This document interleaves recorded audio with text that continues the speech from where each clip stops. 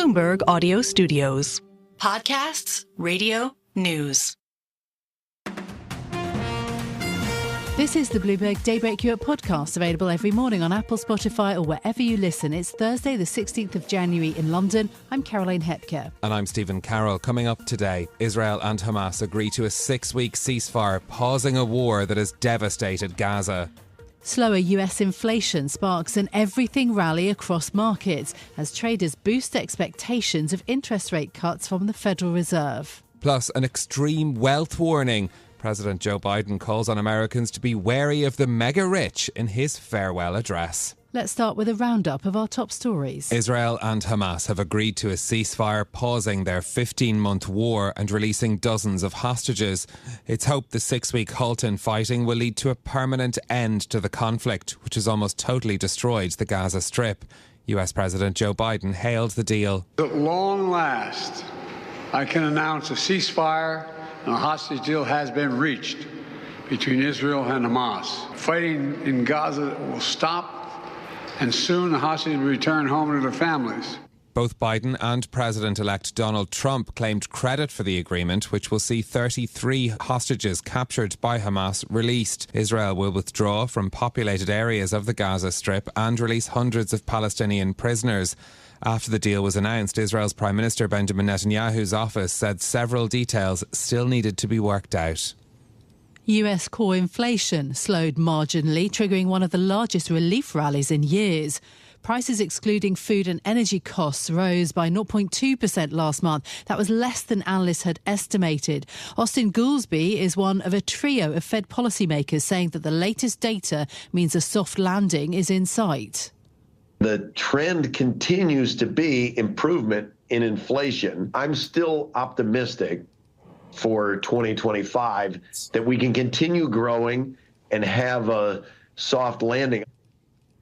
Chicago Fed President Austin Goolsbee there. The optimism around falling prices saw the S&P 500 close 2% higher, its biggest gain since the US election result, and it pushed 10-year US Treasury yields down nearly 15 basis points. In the UK, Rachel Reeves has emerged relatively unscathed from a series of high-stakes public tests this week. The Chancellor's next challenge will be proving to investors that she can shore up her battered economic agenda. Bloomberg's Tiwa Adebayo has more. The Chancellor was welcomed back from an official trip to China on Monday by soaring bond yields and a barrage of political criticism. Since then, continued demand for UK debt and a lower than expected inflation reading have relieved the pressure somewhat. But Reeves still faces pressure to deliver on her plans for faster growth, whilst yields remain high enough, as of yesterday afternoon, to keep the Treasury at risk of breaking its fiscal rules. She remains at the mercy of global bond markets between now and March 26th, when the Office for Budget Responsibility publishes an outlook that will determine whether the government must impose even higher taxes or restrict spending. In London, Tiwa Adebayo, Bloomberg Radio. President Biden is warning that America is in danger of becoming a society ruled by the extremely wealthy. In his farewell address, the outgoing president says the ultra-rich are threatening democracy. I want to warn the country of some things that give me great concern. And that's the dangerous concentration of power in the hands of a very few ultra-wealthy people. And the dangerous consequences if their abuse of power is left unchecked. Today, an oligarchy is taking shape in America of extreme wealth, power, and influence that literally threatens our entire democracy, our basic rights and freedoms. Biden's message marked the end of his 50 years in politics as his tenure as 46th president ends, having lost control of the presidency and both chambers of Congress. Incoming President Donald Trump has tapped some of America's richest men for top roles in his administration, including Elon Musk. Scott Bessent is expected to tell a Senate committee that maintaining the dollar as the world's reserve currency is critical to the US economy, according to prepared remarks. Speaking during his confirmation hearing, Donald Trump's nominee for Treasury Secretary will also say the country must deploy sanctions as part of a whole government approach for the sake of national security. The remarks will be Besant's first public comments since he was nominated in November. He's likely to be a multi-hour event that sets the tone for Besant's priorities and principles once in office, beginning at 10:30am in Washington. With Republicans in control of the Senate, it's expected he will be easily confirmed in the role. Now, dangerous winds stoking fires in Los Angeles are forecast to end today, according to the National Weather Service. But a lack of rain and another round of weather warnings for next week means that officials are still worried. Deadly blazes in the region have killed at least 25 people and destroyed thousands of structures. The city's mayor, Karen Bass, says the situation is still developing. We're not out of the woods yet. There is a chance that the Santa Anas might spike up again next week. While we're still being vigilant, while we're still in this emergency, we also have to begin the process of recovery and rebuilding. Los Angeles Mayor Karen Bass speaking there. The recent fires are expected to rank amongst the costliest in modern US history. Wells Fargo and Goldman Sachs estimate insured losses could reach as much as $30 billion. Those are your top stories on the markets. The soft US CPI print yesterday ignited a risk-on rally. Wall Street had its best CPI day since 2023. The S&P 500 finished up by 1.8%. The 10-year Treasury yield sank 14 basis points yesterday and is holding today at 4.66%. Commodities roared. WTI rose by 3.3%. It's over $80 a barrel today. Gilts were rallying as well, spurred further by the US data. The 10-year gilt yields finished 16 basis points lower yesterday, erasing a substantial portion of their year-to-date rise. Two in Asia today, the rally continuing in equities. The MSCI Asia Pacific Index is 0.8 higher. The Japanese yen has been strengthening as well on the back of the reports. The BOJ sees a good chance of a January hike. It's currently trading at 156 against the dollar. So those are the markets. In a moment, we're going to bring you more on the ceasefire agreement in the Middle East and talk about that everything rally. But another story has caught my eye this morning, which is about Hindenburg Research. It's being disbanded. Nate Anderson, the short seller who made his name with some huge campaigns that targeted billionaires around the world, including Gautam Adani, Jack Dorsey, Carl Icahn, says Hindenburg is just a chapter in his life. No particular threat, no health issue, no big personal issue, but his very small team that got huge notoriety, is being disbanded. Activist short seller. I mean, all of those three financiers I mentioned, of course, have pushed back, and their businesses have too, disputing Hindenburg's research. But obviously Hindenburg got a lot of attention around the world. So very interesting that they're going. Yeah, and we did see, I mean, massive moves on markets. A lot of them reversed quite quickly afterwards. But of course, this had been a work that propelled Nate Anderson into the stratosphere for markets as well. And he does point in his goodbye letter as well that nearly 100 individuals have been charged civilly or criminally by regulators, at least in part through the work that they published as well. But yeah, he's moving on to something else. Yeah, absolutely. It's one of the stories I read this morning. So that's one story of interest in financial markets. Let's think about what is happening, though, in the Middle East. The ceasefire agreement, which includes a 6-week pause in the war in Gaza, also the release of hostages held by Hamas, as well as Palestinian prisoners held in Israel.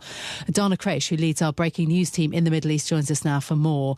Dana, good morning. What brought the two sides to this agreement in the end after so much negotiation? Good morning. I think there were many factors that came into play here. Israel has made some military victories, especially in Lebanon, weakening Hezbollah, killing its leaders, in Gaza, killing Yahya Sinwar, and in Iran, assassinating another Hamas leader there and destroying Iran's defense capabilities. So this kind of like support system for Hamas has definitely been destroyed. And of course, the election of Donald Trump, who is a staunch supporter of Israel. There was a report last year when Trump asked Netanyahu to end the war before he comes into office.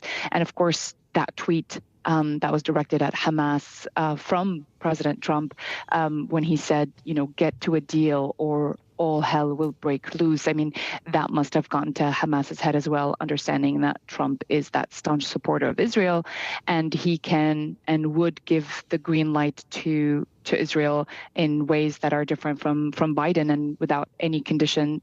So I think that, and of course we have President Biden, who wanted that ceasefire, and his team has been working on it for the past 15 months, but to no avail, and now this is going forward. So you see everyone taking credit for that. Qatar announcing the ceasefire agreement. You saw President Biden, also Trump. And so, but in reality, there were many factors at play, and everything that happened in the past 6 months, I think, brought this deal to an agreement, of course. There have been some notes of caution, though, from Israel's Prime Minister. He says there are still details to be worked out. What is Benjamin Netanyahu talking about? So the Security Cabinet still needs to meet today and approve the deal. And, let's face it, this isn't the most popular deal in Israel, though. Perhaps, in Israel, people are exhausted after 15 months of war. But you also find members of Netanyahu's coalition who came out yesterday against that deal and asking each other to oppose it. Let's look at Netanyahu's comments from the past year and a half, and is that they won't stop until total victory is achieved. Though we never understood what that meant or what exactly is the victory there, and doesn't look like that's been achieved. It is definitely more complicated than that, and Netanyahu's political landscape in Israel is definitely more complicated. And we saw Israel's president last night asking the security members to approve this deal and to get it done. And so, again, let's look at how he proposed the Lebanon ceasefire. He also had to come up, Netanyahu that is, come on a live speech and justify why he thought this was the ceasefire should go ahead with Hezbollah, given that Hezbollah has been tremendously weakened. So probably Netanyahu needs some time and to say to the Security Cabinet, look, everyone's praising this deal. It's a good deal, and it's only the first phase of a permanent ceasefire, if that is. Yeah, well, that is the question, whether it does lead to a more permanent end to the hostilities. What happens in Gaza now? I think in Gaza specifically, it's hard to say at the moment, right, if there will be a permanent ceasefire. I don't want to say unlikely, but the second phase will probably also be difficult to negotiate. It did take them 15 months to come to an agreement on 6 weeks. But of course, the deal allows for the entry of desperately needed aid to Palestinians in Gaza, which has seen unprecedented destruction, right? It's all been but destroyed. People are going to return to nothing, and some are probably still looking for their missing relatives, under the rubble. It's a very sad situation, and we still need to see those massive reconstruction efforts, pledges, who's going to donate, and most importantly, for the donors is going to be to whom they're going to donate to. The question of who's going to govern Gaza later on, whether Mahmoud Abbas or Hamas will be allowed to do that, or a joint effort. And that's another sticking point. So for the Gazans, it's still not really a ceasefire, I would say. They still have a lot of kind of like a bleak picture to look at for the future.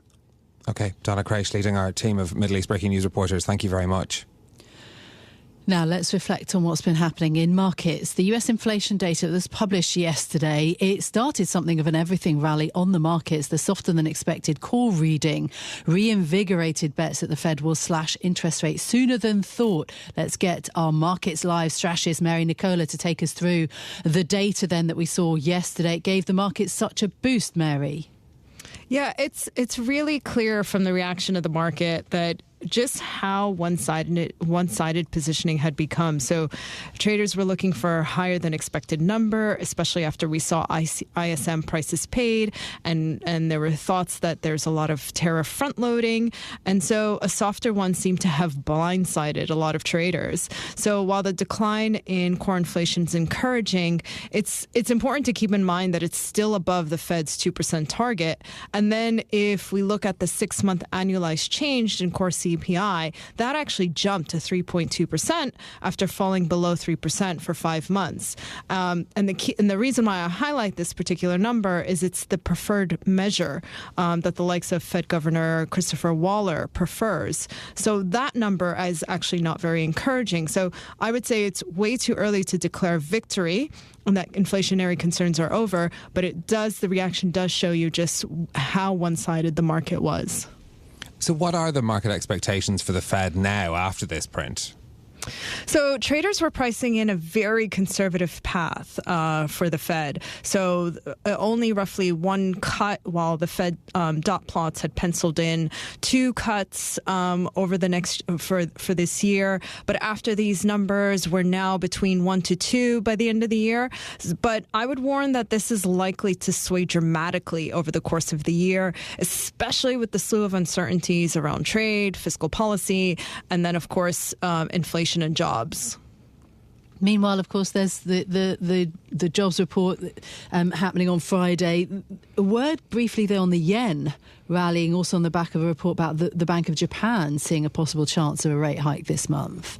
Yeah, the latest headline that's gotten markets really excited was the one suggesting that there was a good chance of a hike, barring any surprises from Trump. So the OIS market is now pricing in about an 80% chance of a hike.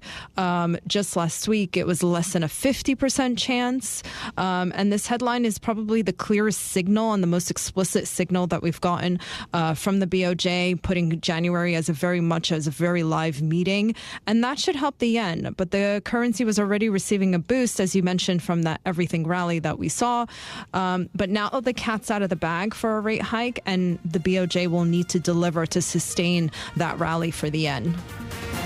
This is Bloomberg Daybreak Europe, your morning brief on the stories making news from London to Wall Street and beyond. Look for us on your podcast feed every morning on Apple, Spotify and anywhere else you get your podcasts. You can also listen live each morning on London DAB Radio, the Bloomberg Business app and Bloomberg.com.